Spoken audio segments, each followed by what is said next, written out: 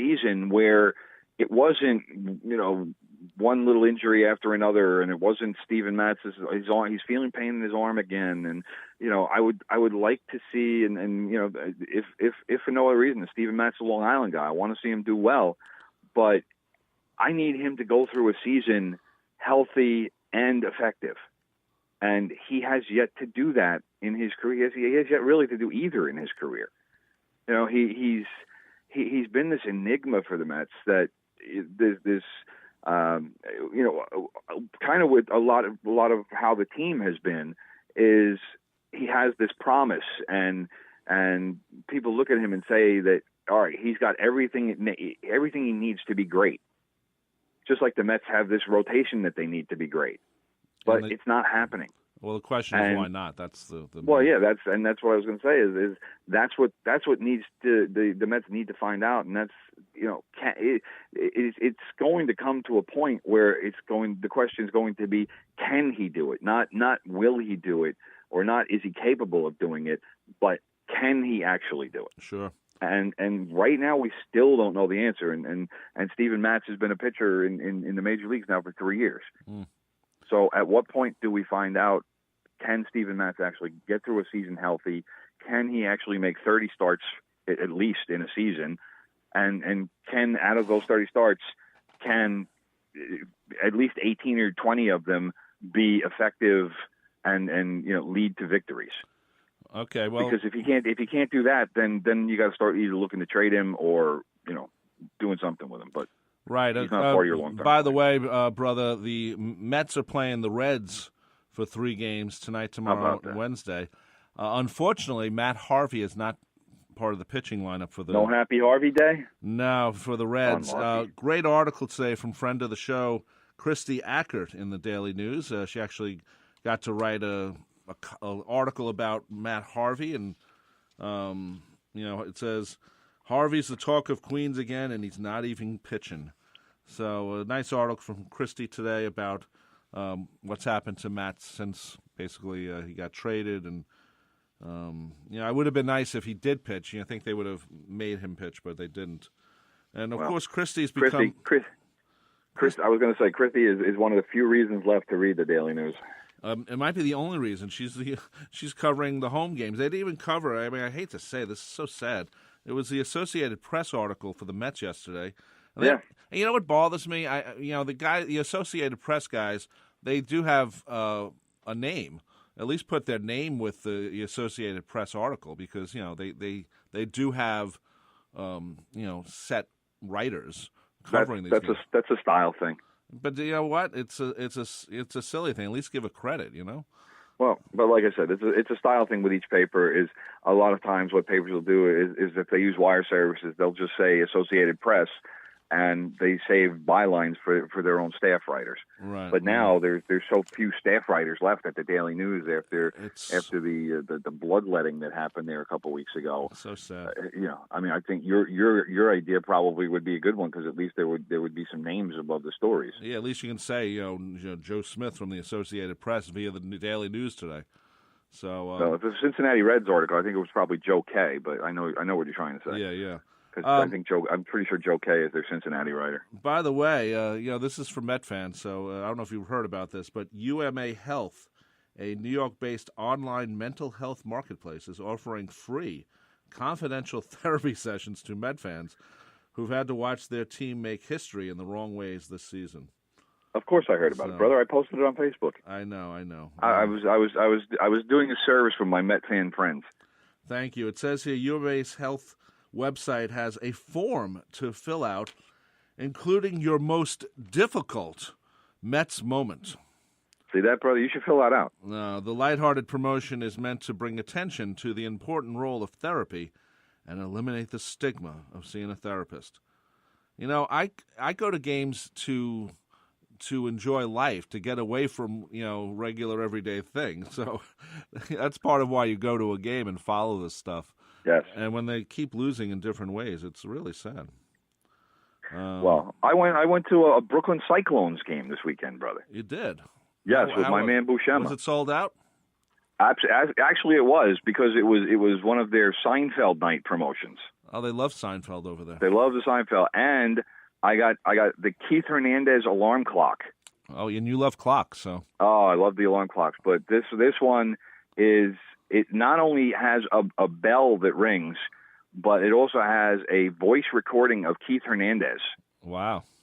That will awaken you by I don't even remember what it says, but he says something like, "I'm Keith Hernandez," and apparently, like I people are both astonished and appalled that I am not a Seinfeld aficionado, and the reason for that being that when Seinfeld was on, I was working all the time. So because sports writers work at night, we don't get to watch primetime television. But Tim, it's like, come on, it's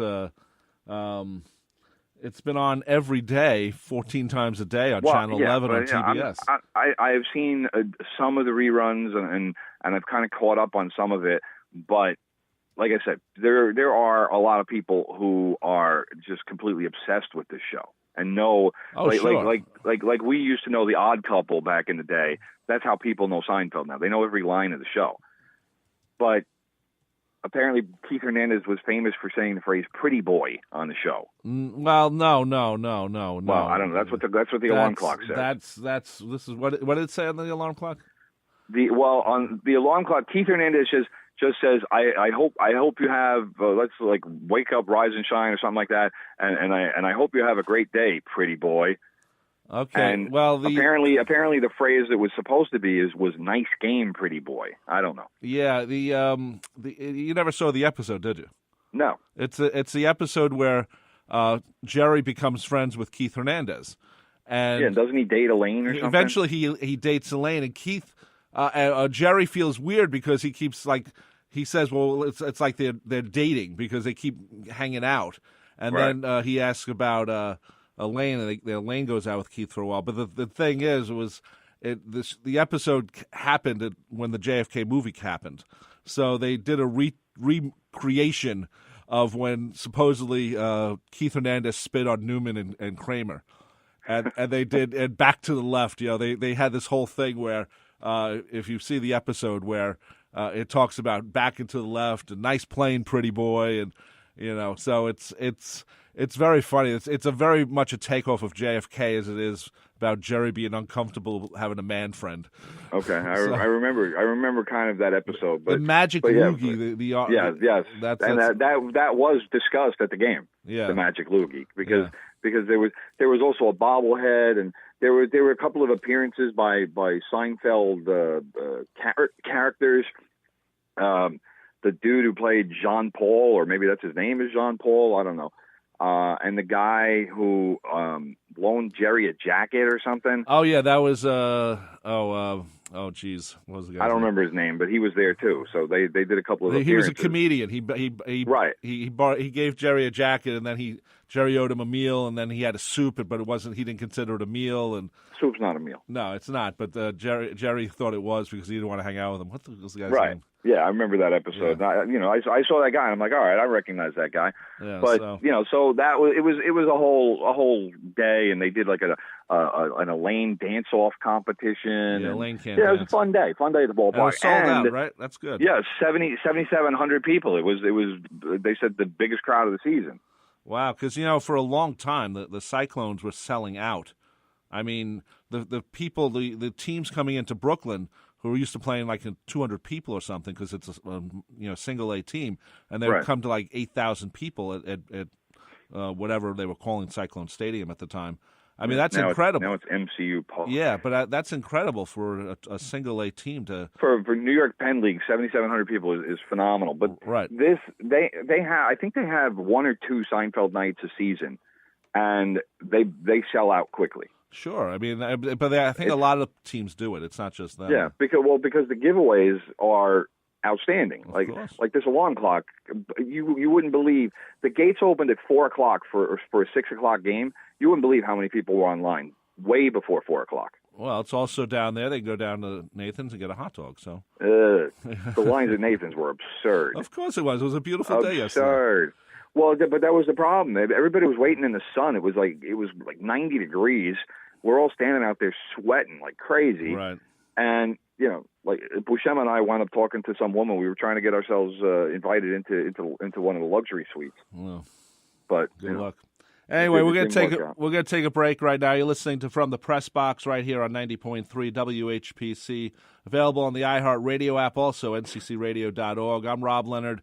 Tim Leonard's on the phone today. His voice is shot, but he's still on the show. We don't miss shows here. I think we missed one show in the last 4 years, and that's because it snowed and the college was closed. So we don't like to miss shows, and we don't.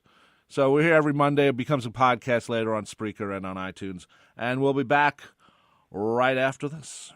This program on WHPC is brought to you in part by Nassau Community College, where they believe knowledge is the power to advance and improve your life for the better. Nassau Community College offers over 80 degree and certificate programs in fields like criminal justice, business, IT, engineering, and allied health sciences. And when you graduate, you'll have the power to advance to a 4-year college or start your career. More information is available online at ncc.edu. I get it. Your desk has been there for you, holding up your computer, your unused stapler, and that plant you forgot to water.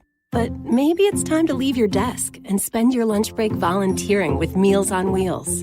Doing Meals on Wheels for me is the joy that I look for at the end of my week. I'll come to the door with one meal and I'll walk away with a full heart. Drop off a warm meal and get more than you expect. Volunteer at americaletsdolunch.org. That's americaletsdolunch.org. Brought to you by Meals on Wheels America and the Ad Council. Okay. Yo. Tell your friends about the Nassau Morning Madhouse. Hear what you're missing. Check it out. Check it out. These revamps of these TV shows that came out, like, for instance, Fuller House. Fuller House stinks. You don't like it? I've watched a bunch of episodes of it just because I really like Full House. They focus too much on the newer kids. I'd rather it be about Danny, Joey, Jesse, and I don't want to know about DJ's kids. I think they stink as actors. What? Yeah. No, I don't think so. Kill off the original kids. Have it be about Danny and all that, raising the new kids. Oh my God. First off, you're an awful director. There's something going on in your mind that I don't like. Just kill off DJ Stephanie. It's a TV show. It's not like I'm bringing the actors out back. How are you going to kill them off? What are you going to do? I don't know. An Car assassin? accident. They go off the side of the Golden Gate. I would hate everywhere. The Nassau Morning Madhouse. Weekday mornings from 7 to 9. On the voice of Nassau Community College. 90.3 WHPC. Oh, Newman. I hate Keith Hernandez. Hate him. I despise him. Why? I'll tell you why. No, let me tell it. No, you can't tell it. You always tell it. All right, tell it. Just tell it. June 14th, 1987. Mets, Phillies were enjoying a beautiful afternoon in the right field stands when a crucial Hernandez error opens the door to a 5-run Phillies ninth, cost the Mets the game. Our day was ruined. There was a lot of people, they're waiting by the players' parking lot. Now, we're coming down the ramp. Newman was in front of me. Hernandez was coming toward us. As he passes us, Newman turns and says, "Nice game, pretty boy." Hernandez continued past us up the ramp. Then, a second later, something happened that changed us in a very deep and profound way from that day forward. What was it? He spit on us. And I screamed out, "I'm hit!" Then I turned and the spit ricocheted off him and it hit me. Wow. What a story. Unfortunately, the immutable law. And then it changes. Jerry changes the whole thing. So that's where it's from Seinfeld. The beautiful magic loogie reconstruction. Well, I don't know. That was the genesis of the alarm clock that I now have. That actually woke me up this morning. Well, it didn't wake you up, or did it? I don't know. But anyway, Wow. it's I'm glad they do it. I wish I'd known. I would have went. Although, yesterday I couldn't have went. I was out of it yesterday. I was so, I've been packing things up, brother. And No, it was Saturday. Oh, Saturday. Was the I game, couldn't have yes. done Saturday. Saturday, I was All right. hanging out, sis. Anyway, brother, let's talk about a little football. It's the starting of the training camps going, and it's who's going to be around. Well, the good thing about football last week was that the Jets finally got Sam Darnold signed.